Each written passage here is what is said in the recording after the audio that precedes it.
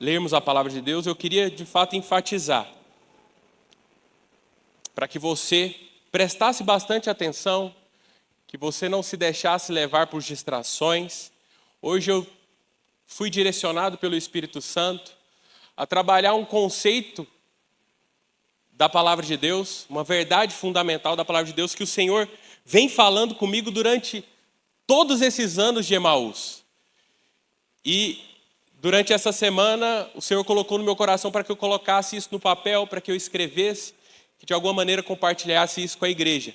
Então hoje eu quero trazer algumas verdades da palavra de Deus, e eu quero que essas verdades elas se transformem em luz, para que você possa enxergar a sua vida de maneira diferente. Eu quero que hoje você saia daqui mais sensível a discursos, a pregações que porventura são contrárias à palavra de Deus. E hoje eu quero que você saia daqui também, para que você aplique cada uma dessas verdades que serão compartilhadas no seu dia a dia, no seu cotidiano. Então, por isso, eu quero te incentivar também a ter o costume de tomar nota, anotar tudo aquilo que for falado, porque ao tomar nota, não é simplesmente para que você fale, Álvaro, mas eu anoto, mas eu nem olho depois, eu nem não faço nada com aquele papel, mas deixa eu te falar, ao tomar nota, você tem documentado, você tem guardado, e se porventura você se lembrar, você sabe onde está. E ao tomar nota, você tem uma audição ativa. Você ouve de maneira ativa aquilo que eu estou falando. Então nós temos que estar sensíveis para também nós não sermos levados por uma distração. Então eu queria te aconselhar, sempre que você puder, tome nota daquilo que for pregado, para que você de fato seja completamente edificado e absorva tudo aquilo que a palavra de Deus tem para ministrar na sua vida, no seu coração. Faz sentido? Amém? Glória a Deus. Eu queria te convidar a abrir a palavra de Deus na carta do apóstolo Paulo aos Colossenses, no capítulo 2. Nós vamos fazer a leitura do verso 6 ao verso 10. Versão Nova Almeida atualizada. Pode projetar. Mas se porventura você tiver com a sua Bíblia, prefiro que você a abra. Lá fala o seguinte, Colossenses capítulo 2, verso 6. Portanto, assim como vocês receberam Cristo Jesus, o Senhor, continuem a viver nele. Fala comigo, viver nele. Estando enraizados e edificados nele e confirmados na fé, como foi ensinado a vocês, crescendo em ação de graças. Tenham cuidado para que ninguém venha enredá-los com sua filosofia e vãs sutilezas, conforme a tradição dos homens, conforme os rudimentos do mundo, e não segundo Cristo, porque nele habita corporalmente toda a plenitude da divindade. Também, nele, vocês receberam a plenitude. Ele é o cabeça de todo principado e potestade. Feche seus olhos onde você está. Quero que você, com suas palavras, invoque o Espírito Santo de Deus nessa manhã, para que o Espírito de fato ilumine os olhos do nosso coração, para que o Espírito de fato destrinche o nosso entendimento e para que ele libere algo fresco da presença do nosso Deus, através das sagradas letras, através da sua palavra. Abra sua boca, clame ao Senhor agora. Senhor Jesus, nós colocamos, Pai, esse momento de ministração da Tua palavra na Tua presença. Pai, não nos deixe sair daqui da mesma forma, Pai. Que a Tua palavra fale ao nosso coração, que a Tua palavra tenha poder para gerar, para trazer consolo, para trazer arrependimento, para trazer novidade de vida, Pai. Senhor, não nos deixe sair daqui do mesmo jeito. Ilumine os olhos do nosso coração, que nós saiamos daqui renovados, Pai, pelas verdades do Teu Evangelho, em nome de Jesus. Glória a Deus. Irmãos, hoje eu quero compartilhar com os irmãos a respeito das tensões da vida cristã. Hoje o Senhor me levou para esse tema e eu quero abrir vários versículos, eu quero que você fique atento a isso, porque nós vamos pegar essas circunstâncias e enfatizar através da palavra de Deus e mostrar como que a vida, ela, na verdade, ela está rodeada de tensões que fazem parte do nosso crescimento. E antes de nós trabalharmos cada uma dessas tensões que eu separei para nós trabalharmos nessa manhã, nós precisamos entender aonde nós estamos firmados. Quis ler esse texto de Colossenses porque o apóstolo Paulo é claro, porque ele fala: da mesma forma que vocês receberam a Cristo Jesus, continuem a viver nele, estando enraizados e edificados nele. No verso 10 ele fala: também nele vocês receberam a plenitude. Ele é o cabeça de todo principado e potestade. Irmãos, nós precisamos partir de um pressuposto que Jesus Cristo é tudo em todos.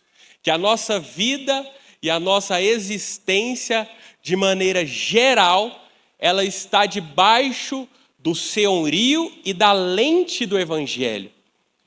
Eu gosto de um atributo que o apóstolo João usa no capítulo 1 e que Jesus no capítulo 8 fala a seu respeito. No capítulo 8, verso 12, Jesus fala: eu sou a luz do mundo. Quem me segue não andará nas trevas. Pelo contrário, terá a luz da vida. Irmãos, nós temos que entender que Jesus, ele é a luz do mundo. Em qual sentido? Jesus faz com que toda a nossa existência, com que toda a nossa vida, e quando eu falo existência, não é só a sua vida cotidiana natural, é toda a sua história. Sabe aquelas perguntas que as pessoas fazem? Eu não sei de onde eu vim, para onde eu vou, porque eu existi. Jesus vem para iluminar cada uma dessas áreas da sua vida. Jesus é a luz que faz com que nós enxerguemos as coisas como elas realmente são. É o que dá sentido à nossa vida. Sabe, certa vez, quando eu me peguei, quando eu percebi que eu fui encontrado pelo Evangelho, uma das coisas que mais me tocava era a oportunidade que eu tinha de que o próprio Deus decidisse me alcançar e me desse a oportunidade de enxergar as coisas como elas realmente são. Porque eu não sei vocês, mas eu acho que a pior tragédia de uma pessoa é basear a sua vida numa mentira. É viver enganado, é viver de alguma forma ludibriado com as coisas. E o Evangelho, ele tem esse poder. Ele traz isso para você. Ele te traz essa percepção do porquê que as coisas acontecem. O Evangelho, ele não é simplesmente uma razão para que você possa se beneficiar de algo. O Evangelho, ele tem o poder de te fazer entender por que as coisas boas acontecem e por que as coisas ruins acontecem. O Evangelho tem o poder de te trazer a convicção de quem você é e também gerar uma expectativa e uma esperança daquilo que você vai se tornar e para onde nós iremos. Esse é o Evangelho. E para que eu entre em cada uma dessas tensões da vida cristã, eu queria que nós primeiro embasássemos o nosso conhecimento. Pode colocar o tema da palavra, por gentileza. As tensões da vida cristã. Eu queria que a gente embasasse esse tema a respeito de um conceito de cosmovisão. Eu sei que é uma palavra difícil, mas eu decidi trazer esse conceito porque é uma palavra que no contexto cristão você vai lidar muito com ela. Cosmovisão é uma palavra, é um termo recente, que tem por definição a compreensão abrangente e coesa do mundo, do lugar que a pessoa ocupa nele, formada a partir das suas crenças fundamentais sobre a realidade. Beleza, Álvaro, traduz. Cosmovisão é um jeito que a pessoa enxerga, é um jeito que a pessoa entende o mundo e o seu próprio papel nele, com base nas crenças mais profundas que cada pessoa tem sobre a vida. Ou seja, crenças sobre quem é Deus, se Deus existe ou não, crenças do que é bom, do que é ruim, do que é o bem, do que é o mal, do que é o verdadeiro e do que é o falso. E por que isso é tão importante de ser abordado? Porque essa cosmovisão, ela influencia diretamente os nossos pensamentos, as nossas ações e o sentido da nossa vida. E muitas vezes nós trazemos essa visão de mundo, essa cosmovisão, moldada simplesmente por circunstâncias que nós vivemos, circunstâncias que são culturais, que nós aprendemos, pela nossa criação, porventura algum tipo de trauma que nós passamos. Mas hoje, eu estou aqui para te lembrar que uma das promessas que o Evangelho te traz é que o encontro com a pessoa de Jesus Cristo é poderoso bastante para transformar cada uma dessas percepções, para transformar tudo aquilo que às vezes foi construído na sua história. Por isso que nós chamamos o encontro com a pessoa de Jesus, o encontro com a graça de Deus, de novo nascimento. Porque aí nós deixamos tudo isso para trás, tudo isso que foi construído ao longo da nossa existência, para que nós possamos agora construir de novo, começar do zero, mas a partir de uma nova ótica, a partir de uma nova luz, a partir de uma nova lente. Sabe, se você pegar, por exemplo, o exemplo do apóstolo Paulo, a vida do apóstolo Paulo reflete isso.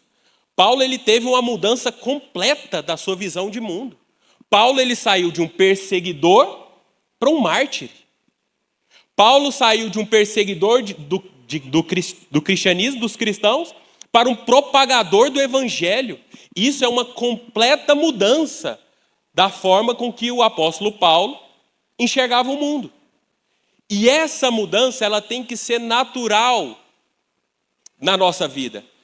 E por que eu estou falando disso hoje? Porque, na verdade, hoje, no nosso cotidiano, tem diversas mentiras que muitas vezes o diabo utiliza como arma para te fazer preso naquilo que já foi construído dentro de você.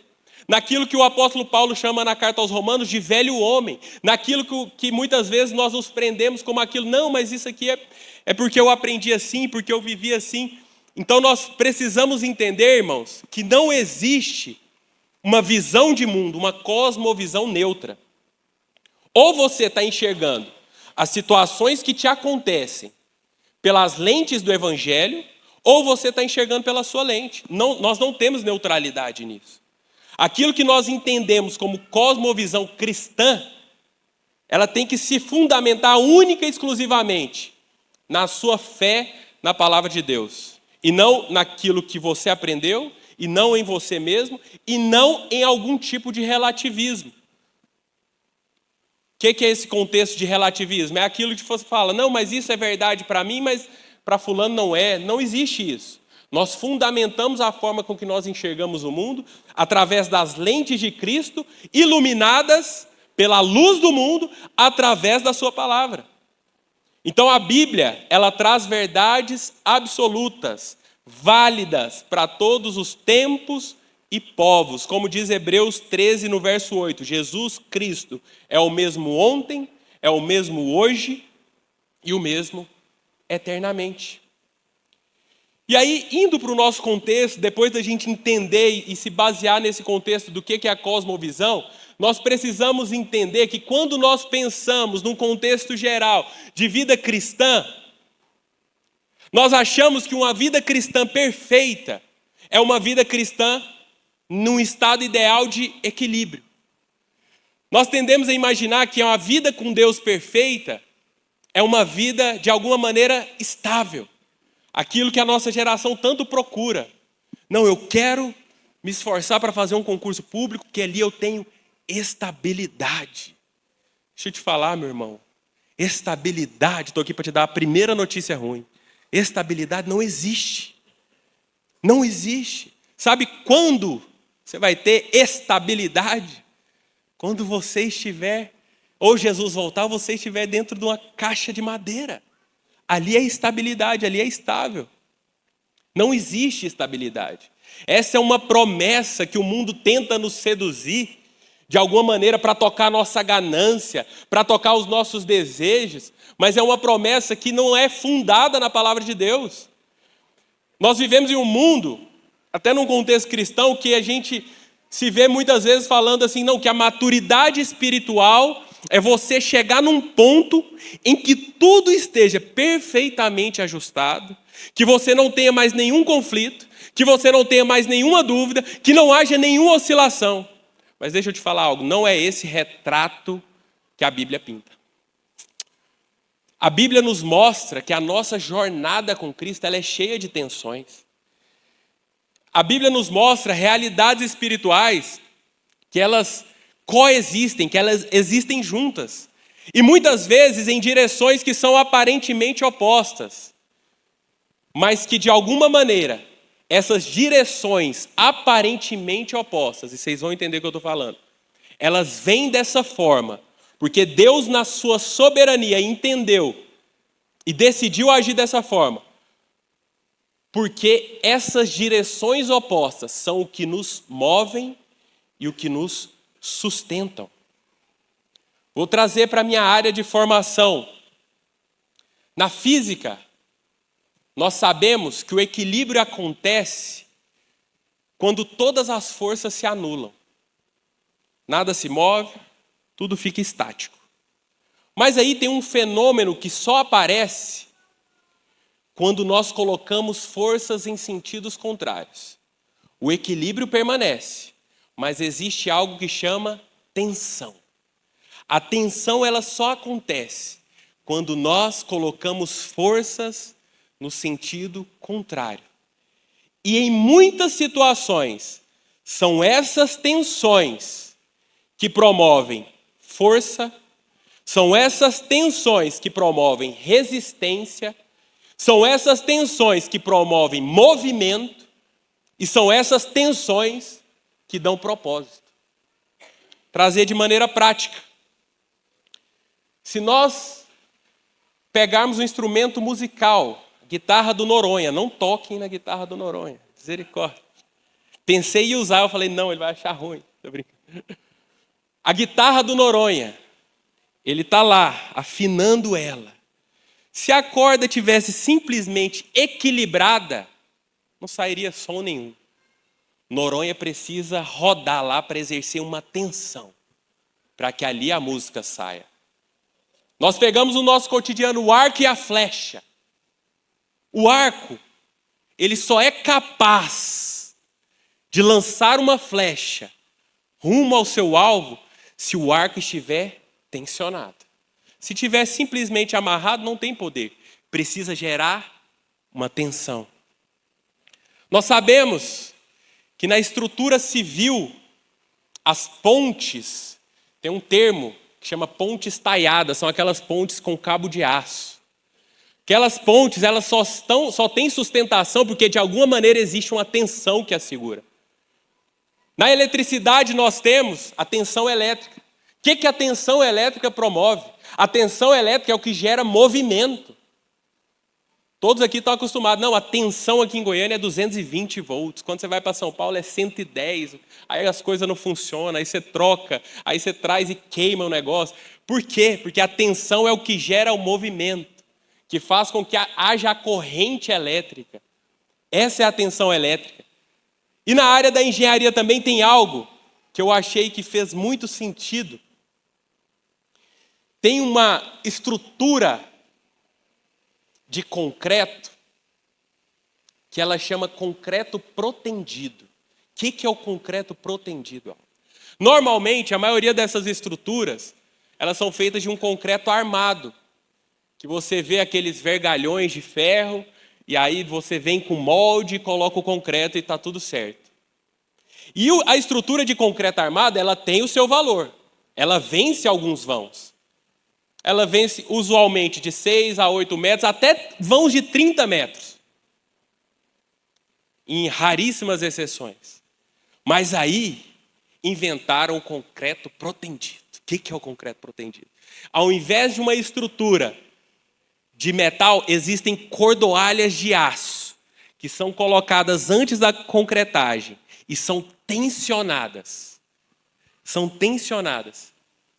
Para que depois venha o concreto e travem essa estrutura, para que ele possa suportar toda a pressão exercida. Quantos aqui já viram o MASP, Museu de Arte Moderna, lá em São Paulo? Já viram o tamanho daquele vão? Se eu não me engano, é 60 ou 70 metros. Aquilo só é possível porque aquela estrutura está completamente tensionada. E isso é maravilhoso, porque as tensões da nossa vida, guarde isso, primeira coisa. As tensões na nossa vida, elas existem para que nós possamos suportar as pressões que virão. É isso que Deus nos mostra. Deixa eu te falar algo, seria muito mais fácil para mim vir aqui e propagar aqui, venha para Jesus que sua vida vai ser resolvida, venha para Jesus porque é a melhor coisa, e é verdade, é a melhor coisa do mundo, mas eu preciso te alertar. A vida com Jesus tem as suas responsabilidades, tem as suas tensões, e essas tensões, por mais que porventura você pode falar, nossa, mas tensão me lembra dificuldade, não. Essas tensões são expressão da graça de Deus, para que você consiga suportar a sua existência aqui.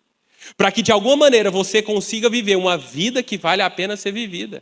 Para que você chegue no fim da sua existência e fale, nossa, graças a Deus, completei a carreira. É isso que o Senhor nos promete. Em nenhum momento na palavra de Deus nos é prometido a ausência de dificuldades. Então, se porventura eu tivesse aqui e te prometesse isso, eu estaria sendo infiel com aquilo que a palavra de Deus diz e estaria não te preparando para aquilo que vai vir, porque nós não temos controle. Então, da mesma forma que uma corda, ela só é útil se tiver sob tensão, um arco só lança a flecha se estiver tensionado, a ponte só se sustenta se estiver tensionada. Uma vida, ela só é sustentável se estiver tensionada. Uma vida frouxa não serve para nada. Essa é a fé cristã que o Senhor nos chama. O Senhor não nos chama para que nós vivamos de alguma maneira num estado de passividade ou num estado de neutralidade emocional. A vida cristã não é uma ausência de conflito, mas ela é unida pela tensão de elementos que, embora pareçam ser diferentes, mas não se anulam. Elementos que se completam. Hoje nós falaremos de alguns desses. Por exemplo, a fé e a razão, a graça e a obediência, o descanso e a vigilância, o reino de Deus já e ainda não. A tensão, guarde isso, a tensão não é um sinal de desequilíbrio. A tensão é onde a sua maturidade é forjada. A partir do momento que você consegue perceber essas tensões, você começa a andar num caminho de maturidade. E hoje, num contexto geral, nós vivemos em uma geração que, de alguma maneira, tende a ir por um caminho de simplificar as coisas. Hoje nós queremos aquilo que é rápido, nós queremos aprender de maneira rápida, nós queremos os tutoriais que a internet nos promove, mas queremos que eles sejam muito rápidos. Não, tutorial de 10 minutos, Deus poderoso, eu quero 30 segundos para eu aprender rápido. Eu quero algo simples. Só que isso tem influenciado o nosso relacionamento com Deus. Nós temos trazido essas simplificações para as profundezas da palavra de Deus. E aí está o nosso perigo. Quando nós simplificamos aquilo que é profundo, nós corremos um grave risco. Por isso que hoje nós vivemos em uma geração de pessoas tentando empurrar para você soluções rasas, mas para dilemas que são profundos. Nós vivemos em tempos que a teologia coach tem tomado conta dos púlpitos. Que é aquela que mascara de alguma maneira o sofrimento, que promete uma glória sem morte. É a teologia que muitas vezes seria muito mais agradável de se pregar e de se escutar, mas que tem anestesiado almas e que tem conduzido multidões, não à maturidade com que o Senhor quer que nós vivamos, mas à ilusão e, mais perigosamente ainda, a uma perdição. Hoje o Senhor te trouxe aqui para que você ande e perceba esse caminho de maturidade. Deixa eu te falar algo. Nós não queremos construir nossa casa, e quando eu falo casa, eu falo a edificação da igreja, em um corpo que rejeita a tensão, que evita o conflito, que às vezes substitui o discipulado pela autoajuda. Não, não, não, não, não. Não é isso que nós queremos construir aqui. Não é sobre esse fundamento que nós queremos construir. Nós precisamos entender que na verdade é no atrito entre essas verdades que parecem estar tensionadas na palavra de Deus, que nós somos forjados à imagem de Cristo. Fala para a pessoa que está do seu lado. Você vai ser a imagem de Cristo. Ainda não é, mas está no caminho. Esse é o caminho. Esse é o caminho. O Senhor te trouxe aqui, te escolheu para esse caminho. Aí você percebe a profundidade daquilo que Cristo trouxe. É impossível nós andarmos nesse caminho de maturidade, de ser formado à imagem de Cristo, dentro da nossa zona de conforto. Você há de convir comigo que as maiores transformações que você passou na sua vida foi em momentos de dor. Foram momentos que exigiu mudanças de atitude. Foram momentos que, de alguma forma, exigiu disciplina. Então, se nós estamos nesse caminho de termos a imagem de Cristo refletida na nossa face, não tem como a gente achar que nós estamos nessa terra simplesmente para desfrutar. Avançando. Eu quero trazer pontos que aparentemente eles são contrários, mas na verdade eles são verdades tensionadas. E por que eu quis trazer esses pontos? Por que é importante nós tratarmos disso? Porque esses pontos, eles não são opostos. Naturalmente, o ser humano, nós tendemos a ir por um caminho superficial de dicotomizar, de falar, não, isso pode ou não pode. Qual que é a pergunta que o pastor mais recebe? É pode ou não pode?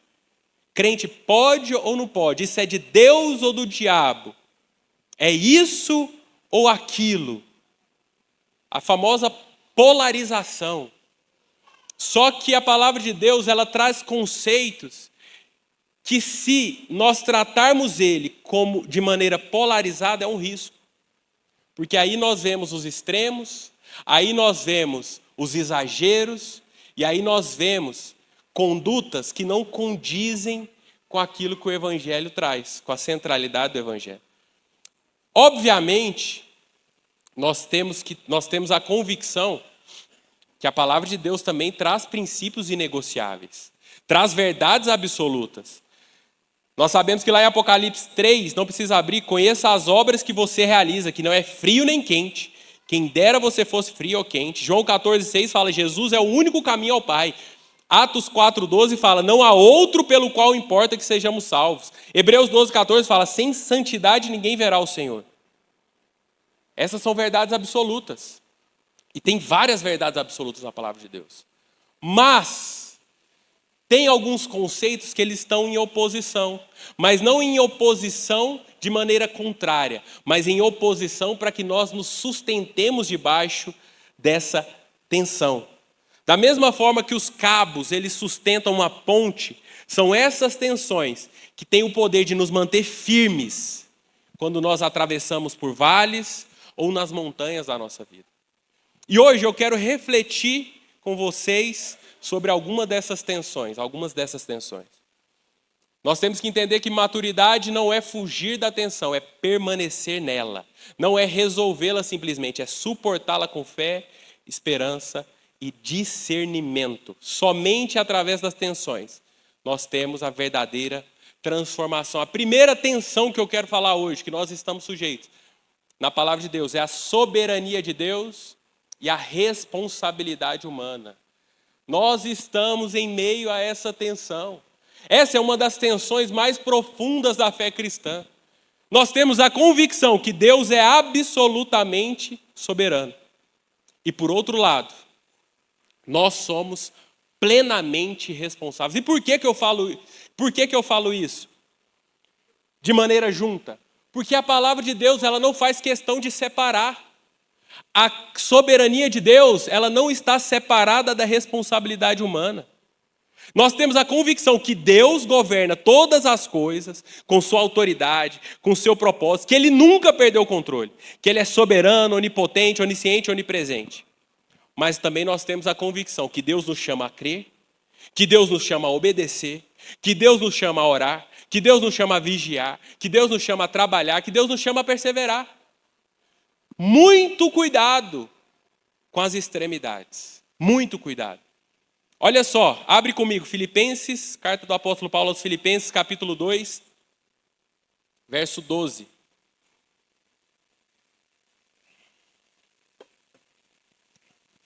e 13.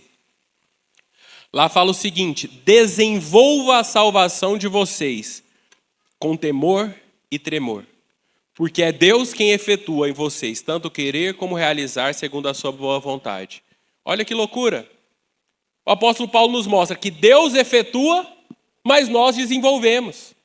Ele planta o querer, mas nós somos chamados a realizar. Então essa tensão que eu estou falando, ela permeia toda a Escritura. Se nós formos lá, não precisa abrir lá em Gênesis no capítulo 50, José ele chega à conclusão, nós sabemos que José ele foi vendido pelos seus irmãos, mas José reconhece que foi a soberania de Deus que o enviou. Em Atos, no capítulo 2, verso 22, esse eu quero que vocês abram. Atos, capítulo 2, verso 22.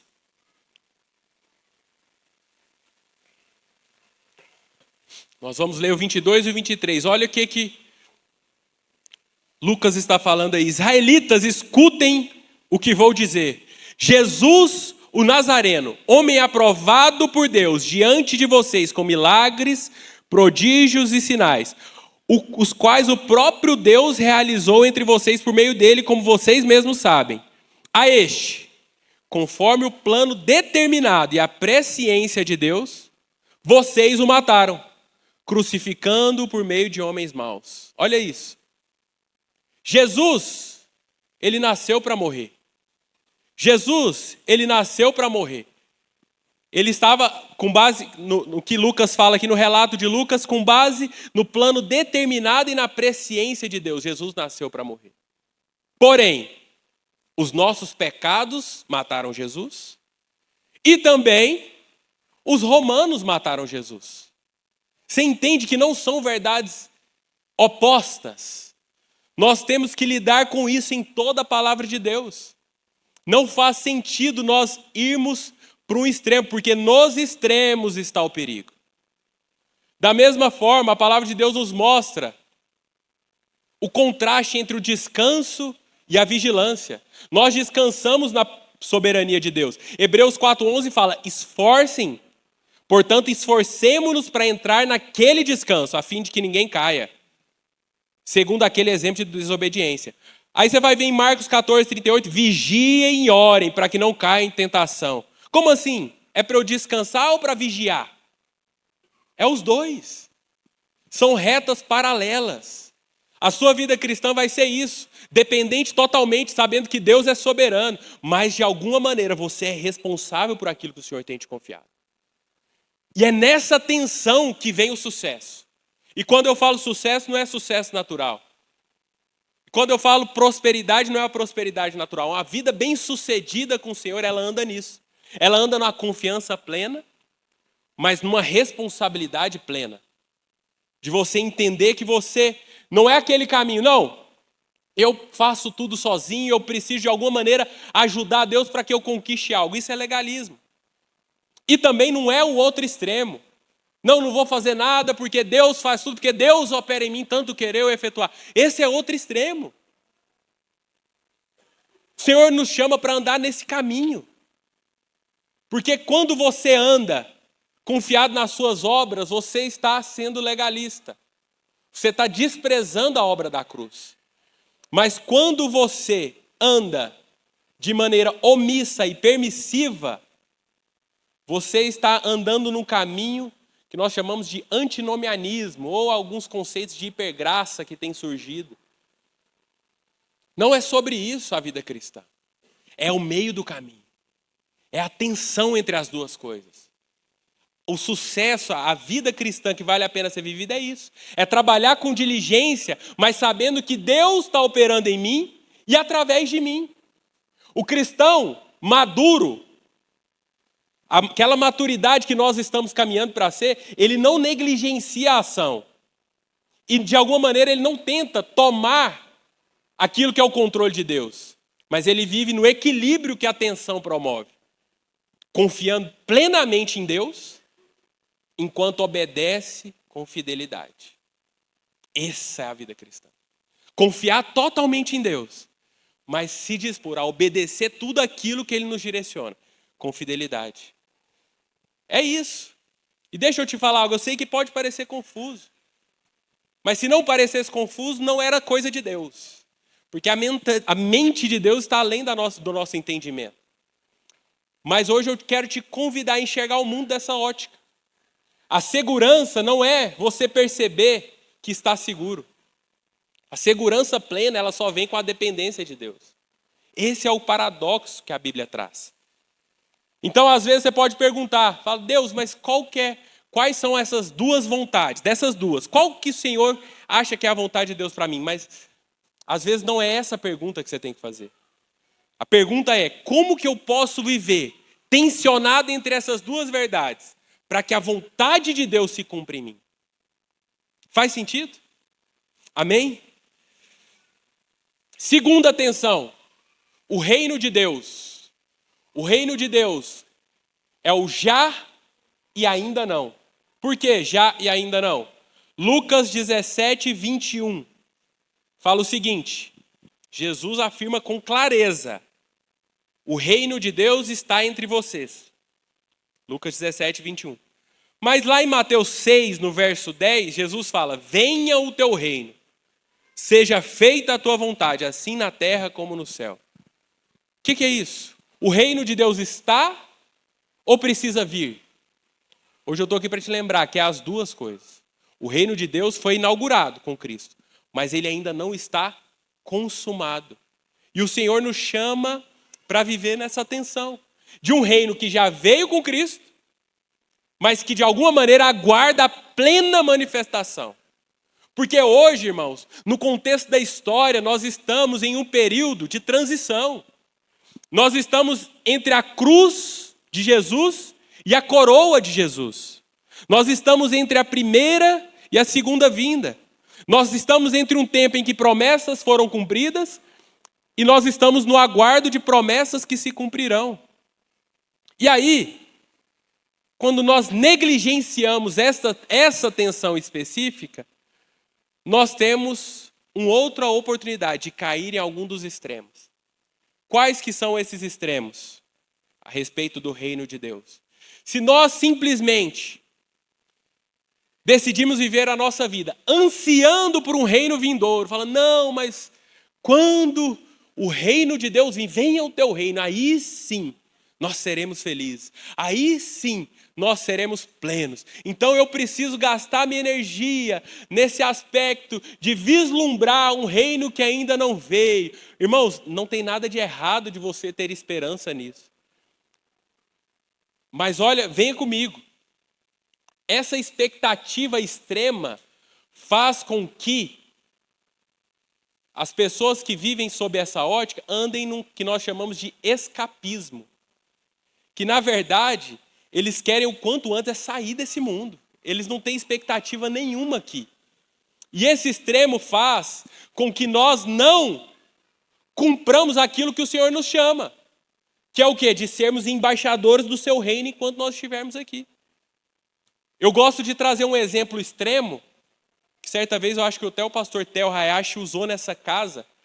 Se nós simplesmente tivéssemos as expectativas de um reino vindouro, se é lá que seria de fato o propósito que o Senhor tem para nós, seria muito mais fácil a gente combinar com alguma organização terrorista de vir lançar uma bomba aqui, porque nós estamos salvos com Cristo.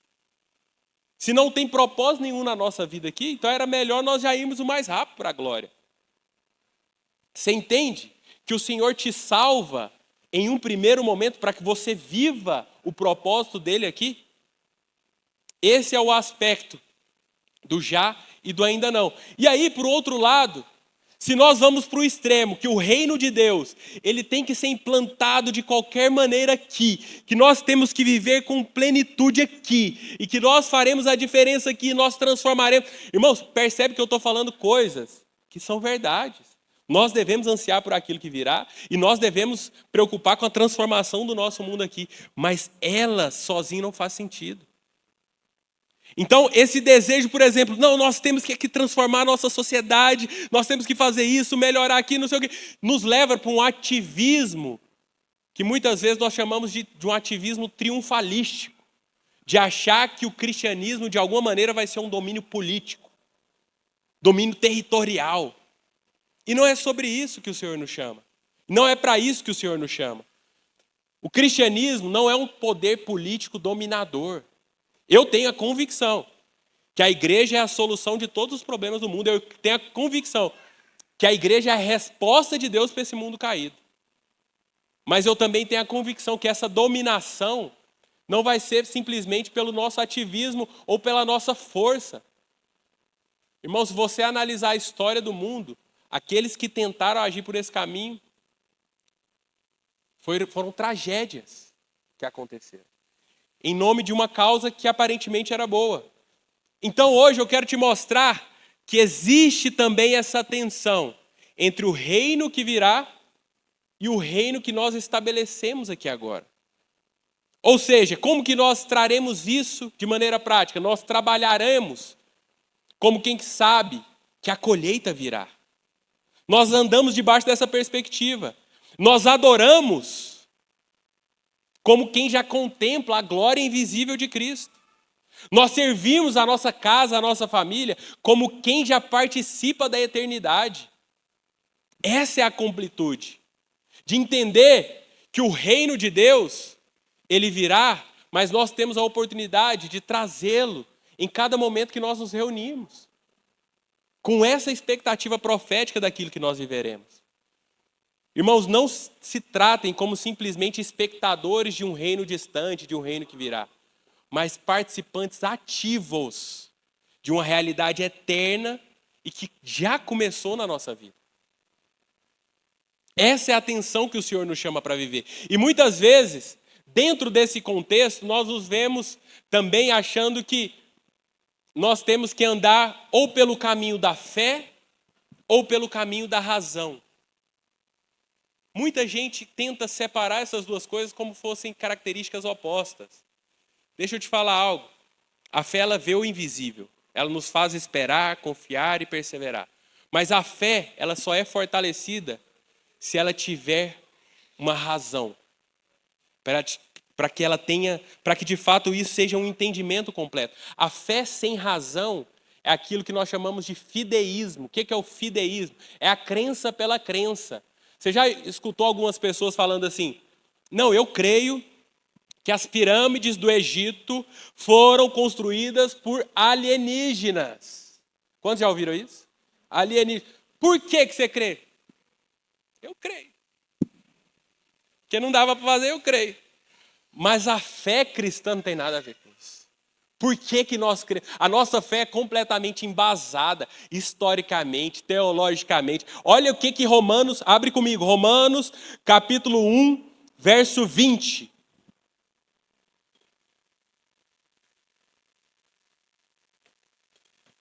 Porque os atributos invisíveis de Deus, assim o seu eterno poder, como também a sua própria divindade, claramente se reconhecem desde a criação do mundo, sendo que percebidos por meio das coisas criadas. Assim os seres humanos são indesculpáveis. Irmãos, a fé cristã ela é completamente lógica, ela é completamente percebida. Ao você contemplar a criação, não te resta alternativa a falar: existe um Criador. Ao você contemplar a história de Jesus Cristo, aquilo que Jesus faz no seu coração, não tem como você falar. Portanto, fé e razão não são opostos. Deixa eu te falar, a razão, a lógica, ela é diferente de naturalidade. O que é naturalidade? Algo que acontece naturalmente. A lógica não. A lógica, ela traz até uma convicção para aquilo que é sobrenatural. Te dar um exemplo. Nós cremos debaixo de uma razão. Nós construímos debaixo de uma razoabilidade. Por exemplo, nessa casa, a lógica da experiência espiritual dessa casa é entender que nós nos movemos no sobrenatural. Você entende? Que você usar a razão, você não está indo para um caminho cético ou naturalista. Hoje nós entendemos que a lógica, por aquilo que nós enxergamos, é que Deus, ele age sobrenaturalmente. E nós somos fundamentados dia após dia com isso. Então o cristão maduro, ele vive nessa tensão. Ele espera com fé, mas age também com discernimento. Para a gente ir para o fim, quero falar do terceiro ponto. Quem esteve aqui conosco na Escola Macários, nós trabalhamos esse ponto, na matéria do Evangelho, quando nós falamos a respeito de redenção. Nós temos a santidade. Nós temos na palavra de Deus que a santidade ela é tratada de dois aspectos. Hebreus 10:10 fala: nessa vontade é que temos sido santificados mediante a oferta do corpo de Jesus Cristo, uma vez por todas. O autor de Hebreus fala que nós somos santificados por Cristo uma vez por todas. Então nós somos santos. Porém, o mesmo autor, no capítulo 12, verso 14, fala: segui a paz com todos e a santificação, sem a qual ninguém verá o Senhor. No próprio livro ele fala que a santificação é uma busca contínua. Mas como assim? O autor de Hebreus é bipolar? Ele está ficando louco de alguma maneira? Não. Porque nós temos duas verdades a respeito da santificação que são necessárias para que a gente enxergue de maneira correta. Qual que é a primeira verdade? A santificação posicional. Nós já somos santos por meio de Jesus, é o que ele fala lá em Hebreus. De uma vez por todas. Isso é para quê? Para que nós tenhamos segurança. Nós tenhamos segurança que o sacrifício de Jesus na cruz foi pleno. Quando Jesus fala, está consumado, não tem nada que nós poderíamos fazer. Não existe nada que deveria mais ser feito para que nós nos tornássemos santos, para que nós recebêssemos da sua salvação. Porém, a partir do momento que nós estamos posicionalmente santificados, nós entramos em um processo, que é aquilo que você falou por mão do seu lado, de ser formada a imagem de Cristo. Então nós estamos sendo, a partir do momento que nós nos apropriamos dessa santificação posicional, nós entramos nesse processo de santificação. A santificação posicional é a definitiva. Acontece quando? Quando você se converte, no momento do novo nascimento. Quando você nasce de novo, você já é santo. 1 Coríntios 6:11. Fostes lavados, fostes santificados, fostes justificados em nome do Senhor Jesus Cristo. E aí, no segundo estágio, nós temos o processo de santificação, que é o processo contínuo pelo qual o cristão é transformado à imagem de Cristo.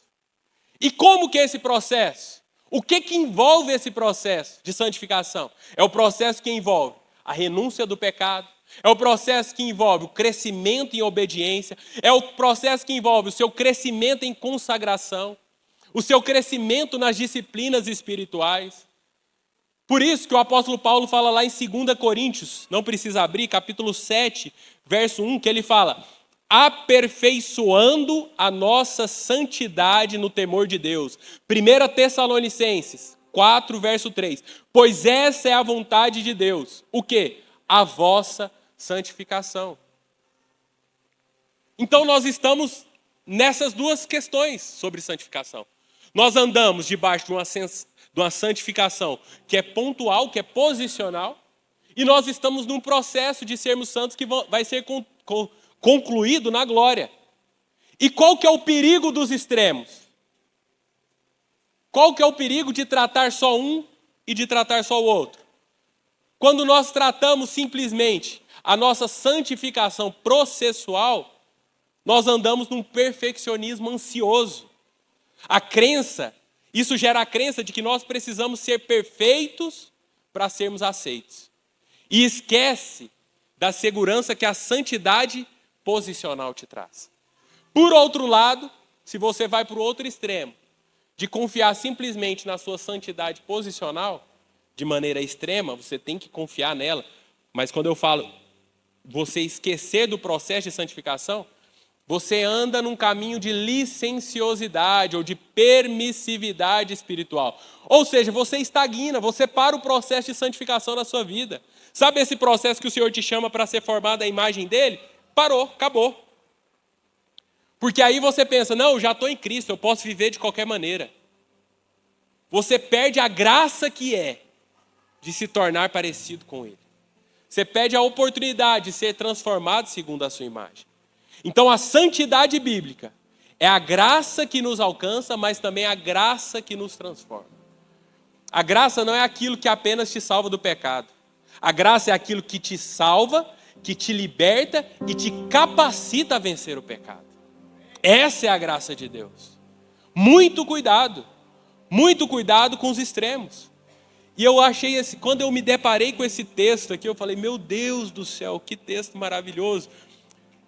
Tito, capítulo 2, verso 11, abre aí, pelo amor de Deus, olha esse texto. Tito, capítulo 2, verso 11. Tito, capítulo 2, verso 11 e 12. Olha só o que fala, porque a graça de Deus se manifestou trazendo salvação a todos. Verso 12. Olha o que a graça de Deus faz, meu Deus do céu. Ela nos educa para quê? Renegadas a impiedade e as paixões mundanas, vivamos neste mundo de forma sensata, justa e piedosa. Essa é a completude. A maturidade cristã está em você me escutar aqui e não achar que a santidade é um peso religioso. Mas você começar a enxergar a santidade como um chamado glorioso de Deus para a transformação. Não enxergue a sua santificação como algo penoso. Sabe, quando você enxerga a santificação como algo penoso, você de alguma maneira está inchado com uma soberba de falar, não, eu não preciso ser transformado. Não, eu não preciso mudar. Deixa eu te falar. Nós estamos falando e lendo muitos relatos aqui do apóstolo Paulo, que chega à conclusão que desventurado homem que sou. Quem me livrará do corpo dessa morte? Irmãos, esse é o nosso coração dia após dia. Ao olhar para nós mesmos, nós necessitamos dia após dia dessa transformação que a graça de Deus nos propõe. E por fim, o último ponto que eu quero tratar com vocês é a respeito da cruz. Lá nós temos a tensão central do Evangelho. Na cruz nós vemos dois elementos.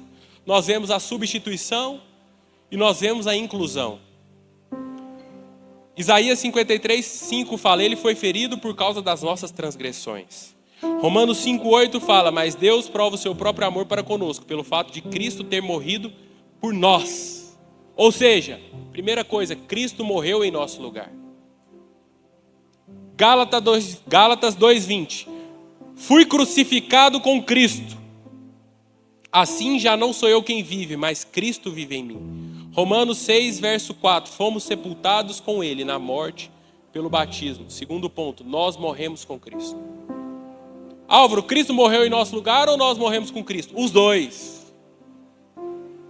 Nós temos que ter a confiança plena na substituição, que Cristo pagou todo o escrito de dívida que havia contra nós.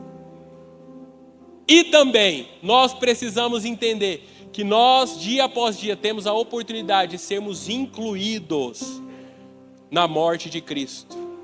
Que nós somos, de alguma maneira, nós fomos mortos com Ele, para que de alguma maneira nós vivamos uma vida que a partir de agora não é nossa, mas é dele.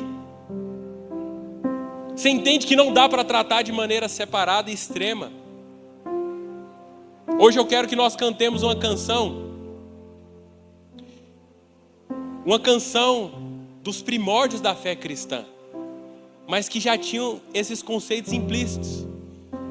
Nós já cansamos de escutar aquela música chamada Rude Cruz, aquele hino. Em certo verso fala o seguinte: porque nela Jesus, falando da cruz, deu a vida por mim, pecador. E aí o autor continua: sim, eu amo a mensagem da cruz, até morrer eu a vou proclamar, levarei inclusão, eu também minha cruz, que é por uma coroa trocar.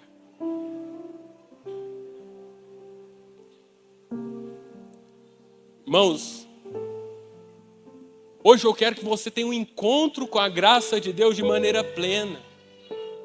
Hoje nós vamos celebrar a ceia do Cordeiro, a ceia do Senhor. A cruz não é apenas um evento a nosso favor. A cruz, ela é aquilo que promove a realidade em nós. A cruz é o que traz com que todas essas verdades do Evangelho se tornem sentido na nossa vida.